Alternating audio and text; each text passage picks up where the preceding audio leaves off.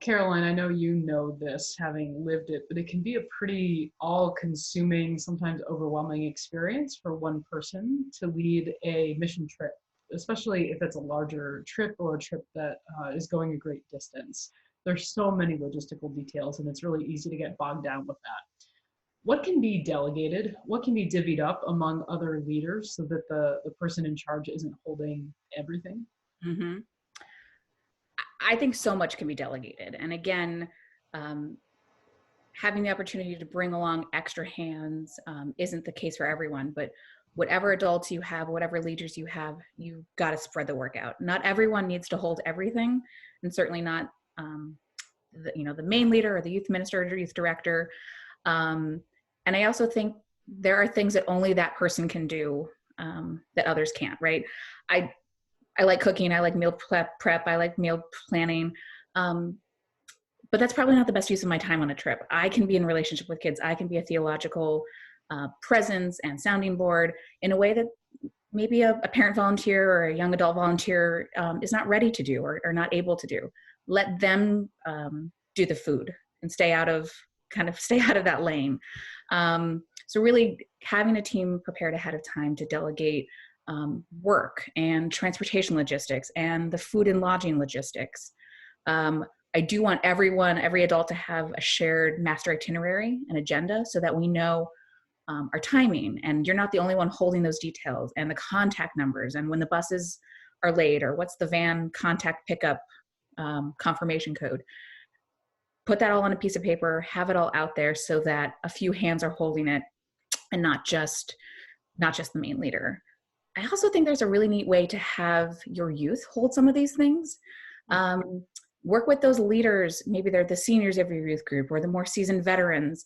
Can they do morning devotion? Is that something you can work with them ahead of time to plan and to prep so that Monday through Friday, you know that the seniors are going to do devotion at 8 o'clock and they know what they're going to do. And you've worked with them and you've prepared them, but then you can kind of turn that piece over and know it's going to be set. I think there are a lot of pieces like that if you plan well and you go through anticipating what that day and that week looks like, you can say, I don't have to hold this alone. Someone else is either better suited or just as able. And then you have to be okay with how it's done. Maybe it's not exactly the way you would have prepped that meal or served that dinner, but it'll probably be just as good. And to know that you're then freed up to have an important conversation with a young person or a team or a group that is struggling with understanding something that they're seeing or learning or a question about their faith. That's your job.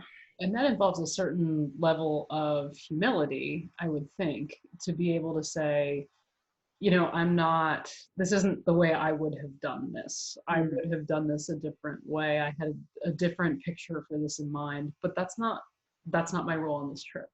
It's my role on this trip to do something else. And I gave that to somebody else and I'm going to let them hold it. I think that's well said. That vulnerability, that flexibility, and that goal that you are freed up then to do that which you are most called to do. Because you would have done it differently or maybe would have done it smoother. You got to let that go. That's a little bit of ego versus, letting other people lead and letting their giftedness step up and shine. That's why I really do like thinking about having your teens take a part. Gosh, you're training leaders. They're ministering to and with each other. That is your job. And so the more pieces you can find like that, the more that you can have your volunteers feel like, I owned this piece. This was every time we moved in a car or on a bus, that was someone's logistic piece. And that was their lane. That's great. Empower people to do that versus thinking, I would have done it better. Sure. Thanks. Mm-hmm.